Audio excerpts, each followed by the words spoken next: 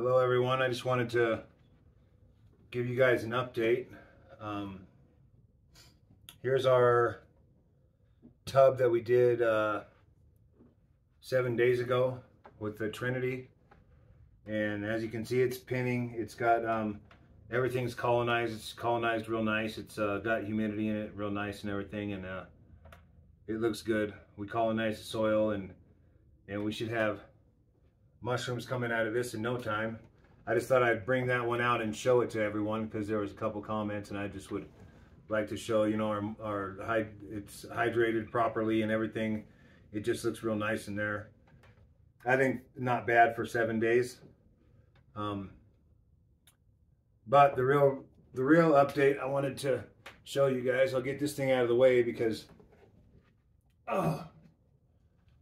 now we had the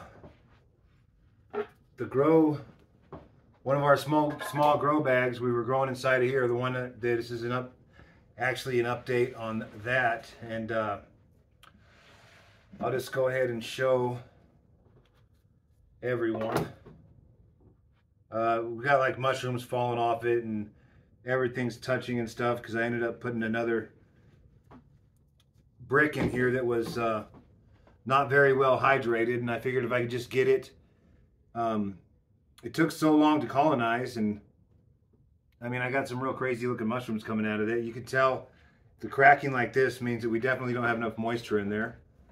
So, I mean, we have more baby mushrooms coming out of it. And we're going to clean this thing up to get another flush out of it. It's absolutely dry, so everything's starting to just dry out in here. And this, oh, see, this is what, I probably should only put one inside here. I got these other tubs now since I'm doing the grow bags and promotions of our grow bags. I'm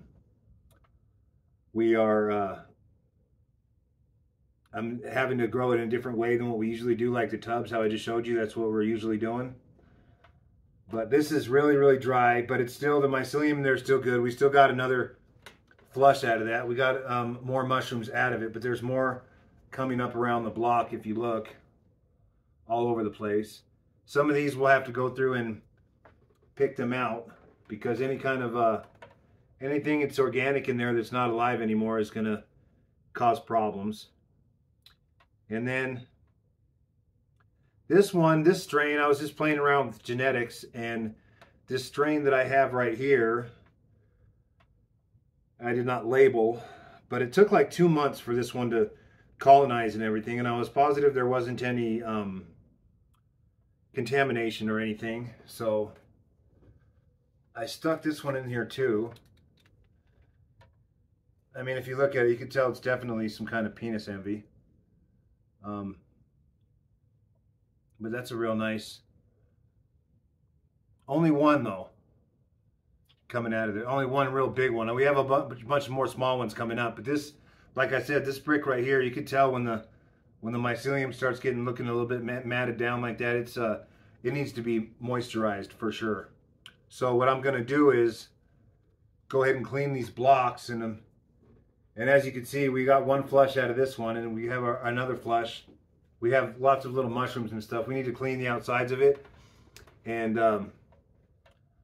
yeah, we can keep growing mushrooms out of these. They'll keep producing mushrooms until we catch contamination. But with our grow bags, oh, there's a little. Yeah, this strain's definitely a penis envy. It reminds me of I should have been labeling better, but this one's impressive. We're probably going to clone that one tomorrow. I'll cut it open, and I'll take the tissue from that mushroom and grow it into in a petri dish. And I mean, this is a piece of mycelium that, oh, I guess it's a mushroom that was turned around on itself. And you know, when they start just turning blue like that, and especially when you touch them, they're extremely strong. Yeah, so I just wanted to show what I do to hydrate these things is, you know, the mushrooms suck the moisture just right out of everything. So if you get one of our bricks from us and you want to keep having more and more mushrooms grow out of it, I would suggest getting one of these little buckets like this. This is like the half of a bucket. And what I do is I put the bricks inside this bucket and I just fill it up with tap water. And then when I put the lid on, it holds the brick underwater, because the mushrooms really do just suck all the moisture out of this thing. So what you want to do is make sure that it's held underwater, because it hydrates the whole thing better. And some little small healthy mushrooms on here too. You know, just getting more hydration in there is going to help it. You could put them underwater. I put them in one of these things for about 4 hours. And so yeah, that's what I'm about to do. I had kind of mushrooms falling all over each other and stuff. Any kind of organic material in there can turn into something not so ideal, if you will. Just because the organic material is will cause contamination faster than anything. So yeah, I'm gonna go ahead and pick some of this stuff off. These are both just really, really dry. I haven't really looked in there because I've been so busy, but if you look at like this mushroom right here, see this, see when they split like that, that means that there's just totally not enough moisture inside of there or anything. So you shouldn't really have your caps splitting like that. I mean, just one of them did it, but yeah, I definitely got to rehydrate this tub and get these blocks underwater for good 4 hours, and then I'll stick them back in here, and they're going to bounce back even better. They just we just started doing grow bags, and so I used to just have a lid on this, and I had these dialed in, these tubs dialed in perfectly for like the grain bags that we sell and the substrate that we sell. And then when I started doing the grow bags, because I could fit so many of these into what I'm doing, but we changed the size, and now I have the other tubs that I'll start putting the grow blocks in to grow for everybody. And this one right here, this is actually a really beautiful mushroom right here. It's retarded as hell. You can tell it's some kind of penis envy. But as far as how much it produced, these are some genetics that I was just playing around with, and it took almost, like I said, it was 2 months in the bag, which is a super long time. There's just not a lot of moisture left for it. So what I'm going to do is, it's never been dumped before. So these are the first mushrooms to come off of it. And there's all kinds of little mushrooms I can see growing around it. So I'll probably just pick a lot of this stuff off.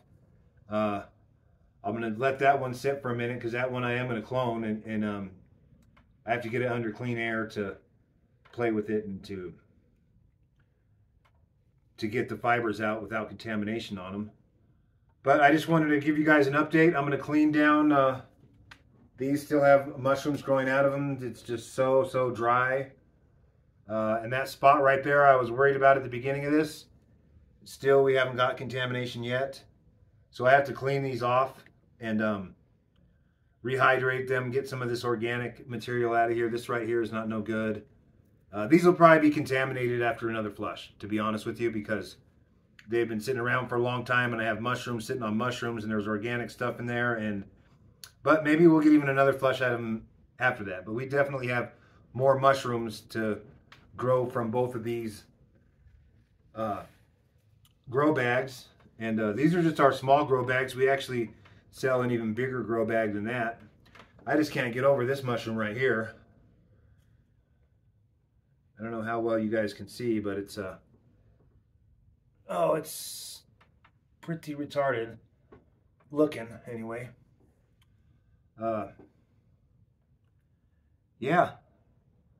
So maybe I'll put that in a petri dish and grow it out and see if I can get it to start acting right, and then I can take that and I can just do a whole crop of those mushrooms. They do look quite strong.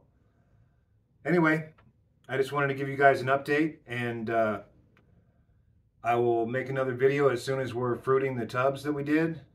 And we appreciate everybody's support. The website's definitely up. And thanks. Have a great day.